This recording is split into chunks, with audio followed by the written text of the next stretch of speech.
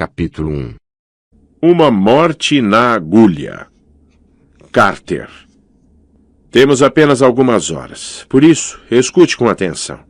Se você está ouvindo esta história, já corre perigo. Sadie e eu podemos ser sua única chance. Vá para a escola. Encontre o armário. Não vou dizer que escola ou que armário, porque se você é a pessoa certa, vai encontrá-los.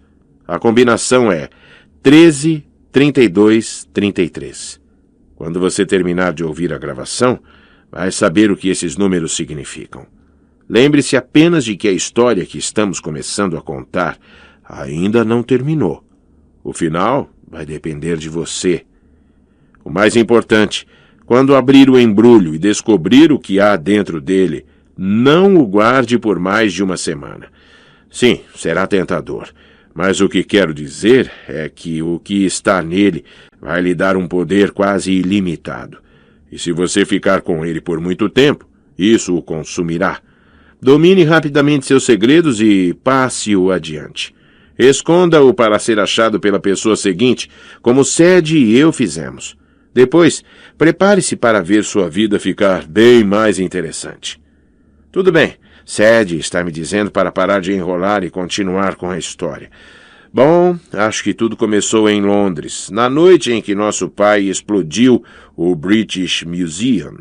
Meu nome é Carter Kane. Tenho 14 anos e minha casa é uma mala. Você acha que eu estou brincando? Desde os meus 8 anos, meu pai e eu viajamos pelo mundo. Nasci em Los Angeles, mas meu pai é arqueólogo. Por isso, seu trabalho o leva a muitos lugares. Vamos principalmente ao Egito, que é sua especialidade. Entre em uma livraria e encontre um livro sobre o Egito. Há uma boa chance de que tenha sido escrito pelo Dr. Julius Kane. Quer saber como os egípcios tiravam o cérebro das múmias, construíram as pirâmides ou amaldiçoaram a tumba do rei Tut? Meu pai tem a resposta. É claro, há outros motivos para ele ter mudado tanto de lugar, mas naquela época eu ainda não sabia seu segredo. Eu não frequentei a escola. Meu pai me dava aulas em casa, se bem que não havia uma casa. Ele me ensinou o que considerava importante, por isso aprendi muito sobre o Egito, sobre estatísticas de basquete e sobre seus músicos favoritos. Eu também leio muito, qualquer coisa que caia nas minhas mãos, dos livros de história de meu pai a romances de fantasia, porque passo bastante tempo sentado em hotéis, aeroportos e sítios de escavação em países onde não conheço ninguém. Meu pai estava sempre me dizendo para deixar o livro de lado e ir jogar bola. Você já tentou encontrar alguém para bater uma bolinha em Assuã, no Egito? Não é fácil. Enfim, meu pai me treinou desde cedo para manter todos os meus pertences em uma única mala que caiba no compartimento de bagagens acima do assento nos aviões. Ele fazia o mesmo, mas tinha direito a uma bolsa extra, do tipo carteiro, para suas ferramentas arqueológicas. Regra número 1. Eu não estava autorizado a espiar sua bolsa de trabalho. Essa é uma regra que eu nunca havia quebrado até o dia da explosão. Aconteceu na véspera do Natal. Estávamos em Londres para o dia de visita à minha irmã, Sadie. Entenda, meu pai só podia passar 2 dias por ano com ela. Um no inverno, um no verão, porque nossos avós o odeiam. Depois que nossa mãe morreu, os pais dela, nossos avós, moveram uma grande batalha judicial contra meu pai. Após 6 advogados, 2 brigas de socos e um ataque quase fatal com uma espátula, nem me pergunte, meus avós conquistaram o direito de manter Sadie com eles na Inglaterra. Ela só tinha 6 anos, 2 a menos que eu, e eles não podiam ficar com nós 2, ou essa foi a desculpa que deram para não ficar comigo também. Assim, Sadie cresceu nos colégios britânicos, e eu viajei pelo mundo com meu pai. Só a víamos 2 vezes por ano, situação que, para mim, estava boa. Calha a boca, Sadie. Sim, eu já vou chegar a essa parte. Então, bem, meu pai e eu tínhamos acabado de aterrissar em Heathrow depois de alguns atrasos. Era uma tarde fria e úmida. No táxi, durante todo o trajeto até a cidade, meu pai parecia um pouco nervoso. Papai é um homem bem grande. Era difícil imaginar algo que pudesse deixá-lo tenso. Ele tem a pele marrom escura como a minha e olhos castanhos penetrantes. É careca e usa um cavanhaque, o que o deixa com jeito de cientista do mal. Naquela tarde, ele estava de casaco e com seu melhor terno, marrom, que costumava usar para as palestras. Normalmente ele transmite tamanha confiança que domina qualquer ambiente onde entra, mas às vezes, como naquela tarde, eu via outro lado dele que não conseguia entender. Meu pai olhava insistentemente para trás, como se estivéssemos sendo seguidos. "Pai?" disse quando saíamos da A40. "Algum problema?" "Nem sinal deles", resmungou ele. Deve ter percebido que tinha falado alto, porque depois me olhou meio assustado. Não é nada, Carter. Está tudo bem." Aquilo me incomodou, porque meu pai mentia muito mal. Eu sempre sabia quando ele estava escondendo algo, mas também sabia que poderia insistir à vontade e nunca conseguiria arrancar dele a verdade. Provavelmente estava tentando me proteger, embora eu não soubesse de quê. Às vezes eu me perguntava se ele teria algum segredo sombrio em seu passado, talvez algum antigo inimigo que o perseguia, mas a ideia parecia ridícula. Meu pai era só um arqueólogo. Outra coisa que me incomodava. Papai estava agarrado à bolsa com o material de trabalho. Com frequência, quando ele faz isso, significa que estamos em perigo. Como quando atiradores invadiram nosso hotel no Cairo. Ouvi disparos no saguão e desci correndo para ver se havia acontecido algo com meu pai. Quando cheguei lá, ele estava totalmente tranquilo, fechando o zíper da bolsa, enquanto 3 atiradores inconscientes balançavam no ar, pendurados pelos pés no lustre, as cabeças cobertas pelas túnicas e, à amostra, as cuecas samba-canção. Papai disse não ter visto nada, e no fim, a polícia atribuiu a ocorrência a um curto-circuito no lustre. Em outra ocasião, fomos pegos no meio de um tumulto em Paris. Meu pai escolheu um carro estacionado perto de nós, empurrou-me para dentro, para o banco traseiro, e me disse que ficasse abaixado. Eu me joguei no piso do automóvel e mantive os olhos bem fechados. Podia ouvir meu pai no assento do motorista, vasculhando sua bolsa de trabalho, resmungando algo para si mesmo enquanto a multidão gritava e destruía coisas do lado de fora. Alguns minutos mais tarde, ele me disse que podíamos sair, que era seguro. Todos os outros carros no quarteirão haviam sido virados e incendiados. Já o nosso estava lavado e polido, com várias notas de 20 presas sob os limpadores de para-brisa. De qualquer maneira, passei a respeitar aquela bolsa. Era nosso amuleto de sorte, e quando papai a mantinha por perto, significava que íamos mesmo precisar de sorte. Atravessamos o centro da cidade rumo a leste, na direção da casa de meus avós.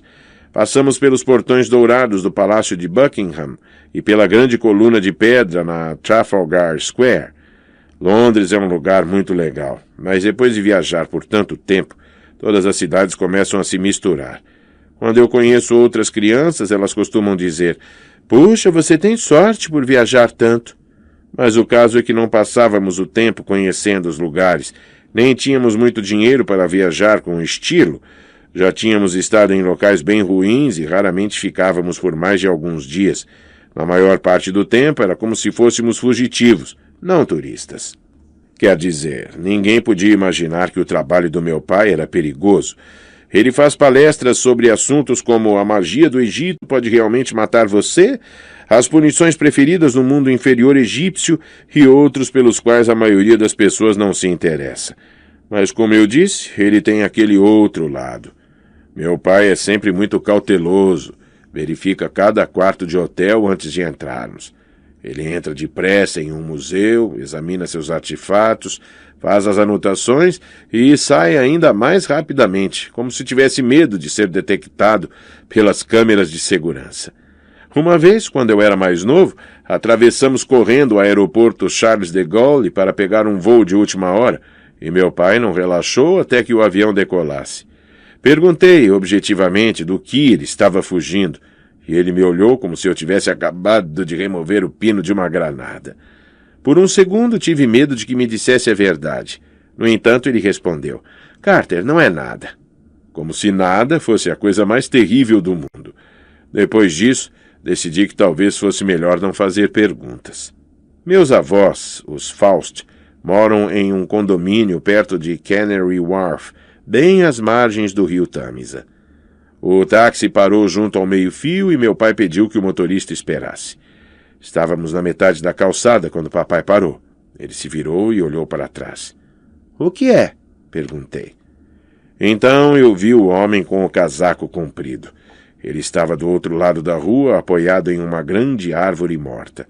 Era gordo, com pele da cor de café torrado. O casaco e o terno preto de risca de giz pareciam caros. Os cabelos longos estavam presos em uma trança e ele usava um chapéu fedora, que de tão baixo no rosto encostava nos óculos escuros redondos. Ele me lembrava um daqueles músicos de jazz a que meu pai sempre me levava para assistir. Eu não conseguia ver seus olhos, mas tinha a impressão de que estavam focados em nós. Talvez fosse um velho amigo ou colega de papai. Qualquer que fosse nosso destino, meu pai sempre encontrava conhecidos. Mas achei estranho o homem estar esperando ali, do lado de fora da casa de meu avô. E ele não parecia muito satisfeito. — Carter, disse meu pai, entre na frente. — Mas vá buscar sua irmã. Eu encontro vocês no táxi. Ele atravessou a rua para ir ao encontro do homem de casaco comprido, o que me deixava com duas possibilidades: segui-lo e descobrir o que estava acontecendo ou fazer o que ele tinha mandado. Decidi pelo caminho menos perigoso. Fui buscar minha irmã. Antes que eu pudesse sequer bater, Sadie abriu a porta. — Atrasado, como sempre. Ela segurava sua gata, Muffin, que tinha sido um presente de despedida de meu pai 6 anos antes. Muffin parecia não crescer nem envelhecer. Seu pelo era amarelo e preto, como um leopardo em miniatura. Os olhos amarelos eram atentos e as orelhas pontudas pareciam grandes demais para sua cabeça. Um pingente egípcio prateado enfeitava sua coleira. A gata não se parecia muito com um Muffin, mas Sadie era pequena quando escolheu o nome, então acho que devemos relevar. Sadie também não havia mudado muito desde o último verão. Ela está aqui do meu lado enquanto gravo, olhando para mim de cara feia, por isso acho melhor tomar cuidado ao descrevê-la. Você nunca diria que ela é minha irmã. Para começar, ela mora em Londres há tanto tempo que já tem certo sotaque britânico. Depois ela puxou a nossa mãe, que era branca. Por isso tem a pele muito mais clara que a minha. Seus cabelos são lisos, cor de caramelo, não exatamente louros, mas claros, e ela costuma fazer mechas com cores vibrantes. Naquele dia, tinha mechas vermelhas do lado esquerdo. Seus olhos são azuis. Estou falando sério, olhos azuis, como os de nossa mãe. Ela só tem 12 anos, mas é tão alta quanto eu, o que é realmente irritante. Sadie mascava chiclete, como sempre, e a roupa que escolheu para passar o dia com o papai foi jeans surrados, jaqueta de couro e coturnos. Parecia pronta para ir a um show de rock e pisotear algumas pessoas. Os fones de ouvido iam pendurados no pescoço, caso nós a entediássemos muito. Bem, ela não me bateu, o que significa que devo ter feito um bom trabalho ao descrevê-la. Nosso voo atrasou, expliquei a ela. Sadie estourou uma bola de chiclete, afagou a cabeça de Muffin e jogou a gata para dentro de casa. — Vó, estou saindo. De algum lugar da casa, a vovó Faust disse alguma frase que não conseguia ouvir. Provavelmente, não os deixe entrar. Sadie fechou a porta e me olhou como se eu fosse um rato morto que sua gata levara para ela. — Então, aqui estão vocês outra vez. — É. — Vamos então, suspirou Sadie. Vamos logo com isso. Ela era assim. Nada de, oi, como passou os últimos 6 meses, que bom vê-lo, ou coisa parecida. Mas eu não me incomodava com isso. Quando você só vê a outra pessoa 2 vezes ao ano, ela acaba parecendo mais um primo distante que uma irmã. Não tínhamos absolutamente nada em comum, exceto pai e mãe. Nós descemos a escada. Eu ia pensando que o perfume de Sadie me lembrava uma combinação de casa de pessoas velhas e chiclete, quando ela parou tão de repente que me choquei contra ela. — Quem é aquele? — perguntou. Eu quase tinha esquecido o sujeito de casaco comprido. Papai e ele permaneciam em pé do outro lado da rua, ao lado da árvore grande, e pareciam estar no meio de uma discussão muito séria. Meu pai estava de costas para nós, não dava para enxergar seu rosto, mas eu via que ele gesticulava bastante, como faz quando está agitado. O outro homem fez cara feia e balançou a cabeça negativamente. Não sei, respondi. Ele estava ali quando descemos do táxi. Parece que o conheço. Sadie franziu a testa, como se tentasse lembrar. Vamos. Papai disse que esperássemos no táxi, avisei, mesmo sabendo que era inútil. Sadie já estava andando. Em vez de atravessar logo a rua, ela disparou pela calçada por meio quarteirão, abaixando-se atrás dos automóveis. Depois atravessou para o outro lado e ficou encolhida atrás de um muro baixo de pedras. Então começou a se aproximar de nosso pai sorrateiramente. Eu não tinha alternativa senão fazer o mesmo, embora me sentisse meio estúpido agindo daquela maneira. 6 anos na Inglaterra e ela pensa que é James Bond, resmunguei. Sadie fez um gesto de desdém, como se espantasse uma mosca, sem olhar para trás, e continuou se movendo. Mais alguns passos e estávamos atrás da grande árvore morta. Eu ouvi meu pai falando do outro lado. É necessário, Amos. Você sabe que essa é a atitude correta. Não, respondeu o outro homem, que devia ser Amos. A voz era grave e firme, bastante obstinada. O sotaque era americano. Se eu não o impedir, Julius, eles o impedirão. O Per Anke está atrás de você. Sadie se virou para mim e moveu os lábios formando as palavras. Per o quê? Eu balancei a cabeça, tão confuso quanto ela. Vamos sair daqui, cochichei, porque achava que seríamos notados a qualquer momento e estaríamos muito encrencados. Sadie me ignorou, é claro. Eles não sabem dos meus planos, disse meu pai. E quando descobrirem alguma coisa... E as crianças? Perguntou Amos. Os pelos da minha nuca se arrepiaram. E quanto a elas? Insistiu ele. Eu já tomei providências para protegê-las, respondeu papai. Além disso, se eu não fizer nada, todos estaremos em perigo. Agora deixe-nos. Não posso, Julius. É o que você quer? Me enfrentar? O tom de meu pai tornou-se definitivamente sério. Não poderia me vencer, Amos.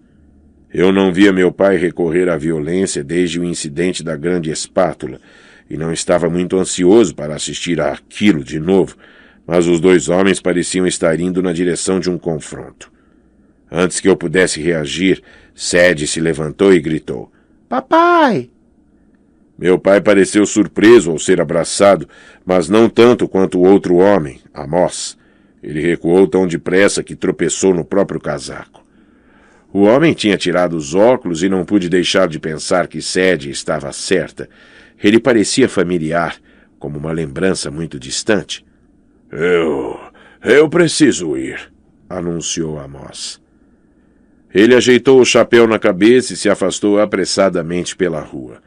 Nosso pai observou enquanto o homem ia embora, com um braço sobre os ombros de Sadie e uma das mãos no interior de sua bolsa de trabalho, pendurada no ombro. Finalmente, quando Amos dobrou a esquina e desapareceu, papai relaxou. Ele tirou a mão de dentro da bolsa e sorriu para Sadie. Oi, meu bem. Sadie se afastou e cruzou os braços. Agora é meu bem, não é? Você está atrasado. O dia da visita do papai está quase acabando. E o que foi isso? Quem é Amos? E o que é Per Anke? Papai ficou tenso. Ele me olhou como se tentasse perceber quanto da conversa havíamos escutado. Não é nada, respondeu ele, tentando soar animado. Planejei uma tarde maravilhosa. O que acham de uma visita especial ao British Museum? Sadie afundou-se no banco traseiro do táxi entre mim e meu pai. Não acredito nisso, resmungou ela. Só temos algumas horas juntos e você quer fazer pesquisa. Papai tentou sorrir. Meu bem, vai ser divertido. O curador da coleção egípcia nos convidou pessoalmente. Certo, grande surpresa. Sadie soprou a franja de mechas vermelhas para longe dos olhos. Véspera de Natal e vamos ver relíquias egípcias emboloradas. Você nunca pensa em outra coisa? Papai não ficou zangado. Ele nunca se zanga com Sadie. Simplesmente olhou pela janela, para o céu escuro e para a chuva. Sim, respondeu ele em voz baixa. Eu penso. Sempre que papai ficava assim, quieto, olhando para o nada, eu sabia que ele estava pensando em nossa mãe. Nos últimos meses isso tinha acontecido bastante. Eu entrava no quarto de hotel e o encontrava com o celular na mão, a foto de mamãe sorridente olhando-o da tela, os cabelos dela presos sob um lenço, os olhos azuis brilhando muito na paisagem do deserto. Ou estávamos em algum sítio de escavação e eu percebia papai olhando para o horizonte. Sabia que ele estava lembrando como a conhecera. 2 jovens cientistas no Vale dos Reis, em uma escavação, cujo propósito era encontrar a tumba perdida. Papai era egiptólogo. Mamãe era antropóloga e procurava DNA antigo. Ele tinha contado essa história 1000 vezes. Nosso táxi seguia pela margem do Tâmisa. Quando passamos pela ponte Waterloo, meu pai ficou repentinamente tenso. Motorista, chamou ele. Pare aqui um instante. O motorista parou na margem Victoria. O que é, pai? Perguntei. Ele saiu do carro como se não tivesse me ouvido. Quando Sadie e eu nos juntamos a ele na calçada, papai estava olhando para a agulha de Cleópatra. Caso você nunca tenha visto, a agulha é um obelisco, não uma agulha, e nada tem a ver com Cleópatra. Acho que os britânicos simplesmente decidiram que o nome soava legal quando levaram o monumento para Londres. O obelisco tem cerca de 20 metros de altura, o que teria sido realmente impressionante no Egito Antigo, mas no Tâmisa, com todos aqueles edifícios enormes em volta, parecia pequeno e triste. Era possível passar de carro por ele sem sequer perceber que aquilo era alguma coisa milhares de anos mais velha que a cidade de Londres. Meu Deus! Sadie andava em círculos, frustrada. Precisamos parar em todos os monumentos? Meu pai olhava para o topo do obelisco. Eu precisava vê-lo novamente, murmurou ele. Onde aconteceu... Um vento gelado soprou do rio. Eu queria voltar para o táxi, mas meu pai estava começando a me deixar realmente preocupado. Eu nunca tinha visto ele tão distraído. O que, pai? O que aconteceu aqui? Quis saber. Foi o último lugar onde a vi. Sadie parou de andar. Ela me olhou carrancuda, confusa. Depois olhou para nosso pai. Espere aí. Está falando da mamãe? Meu pai ajeitou os cabelos de Sadie atrás de uma orelha e ela ficou tão surpresa que nem o empurrou. Eu tinha a sensação de que a chuva tinha me congelado. A morte da minha mãe sempre fora tema proibido. Eu sabia que ela havia morrido em um acidente em Londres. Sabia que meus avós culpavam papai, mas ninguém jamais tinha nos contado os detalhes. Eu tinha desistido de perguntar a meu pai, em parte porque esse assunto o deixava muito triste, em parte porque ele se recusava a me dizer qualquer coisa. Quando você for mais velho, era sua resposta habitual e a mais frustrante que eu podia ouvir. Está dizendo que ela morreu aqui? Perguntei. Na agulha de Cleópatra? O que aconteceu? Ele abaixou a cabeça. Papai, protestou Sadie, eu passo por aqui todo dia e você está dizendo esse tempo todo e eu nem sabia? Você ainda tem sua gata? Perguntou meu pai, e essa parecia ser uma pergunta bem estúpida. É claro que eu tenho minha gata ainda, respondeu ela. O que isso tem a ver com o assunto? E seu amuleto? Sadie levou a mão ao pescoço. Quando éramos pequenos, pouco antes de Sadie ir morar com nossos avós, meu pai tinha dado um amuleto egípcio para cada um de nós. O meu era um olho de Horus, um símbolo de proteção popular no Egito Antigo. Na verdade, meu pai diz que o símbolo moderno do farmacêutico, PX, é uma versão simplificada do olho de Horus, porque a medicina tem a função de proteger o homem. De qualquer maneira, eu sempre levo meu amuleto pendurado no pescoço, sob a camisa, mas imaginava que Sadie havia perdido o dela, ou jogado fora. Para minha surpresa, ela balançou a cabeça em sentido afirmativo. É claro que sim, pai, mas não mude de assunto. A vovó está sempre falando sobre como você causou a morte da mamãe. Isso não é verdade, é? Nós esperamos. Pela primeira vez, Sadie e eu queríamos exatamente a mesma coisa. A verdade. Na noite em que sua mãe morreu, começou meu pai, aqui na agulha... De repente, um raio iluminou a margem. Eu me virei meio cego e por um momento vi duas figuras. Um homem alto e pálido, com uma barba bifurcada e túnica cor de creme, e uma garota de pele acobreada em trajes azul escuros e com um lenço na cabeça.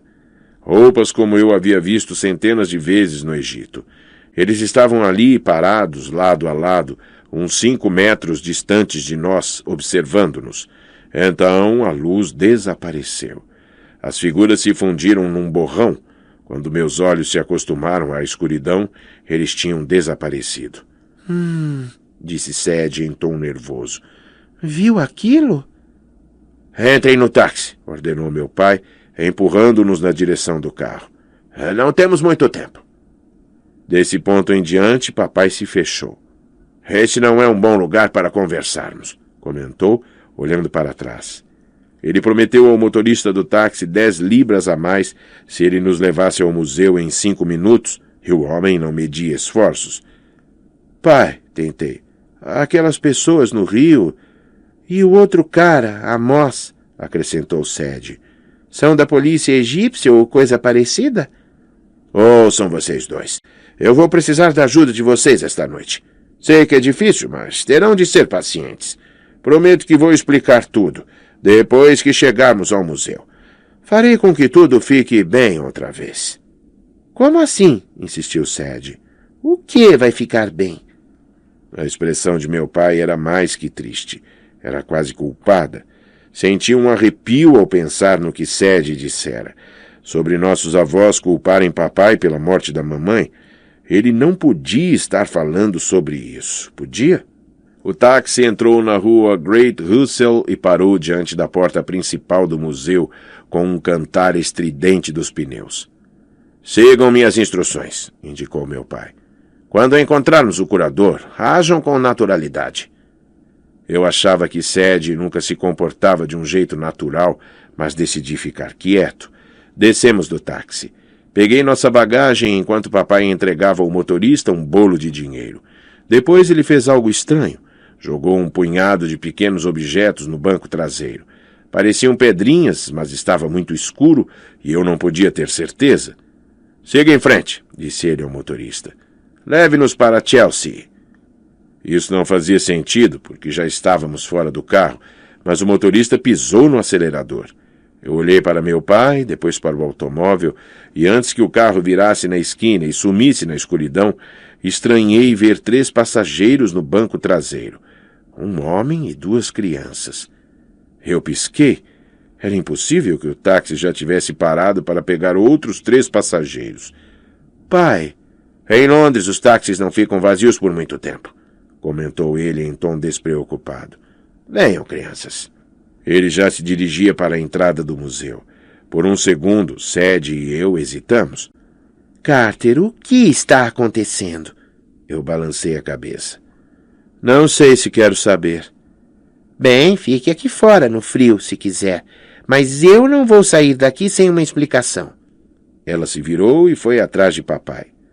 Pensando bem, eu devia ter corrido, devia ter arrastado Sadie para longe dali e me afastado o máximo possível.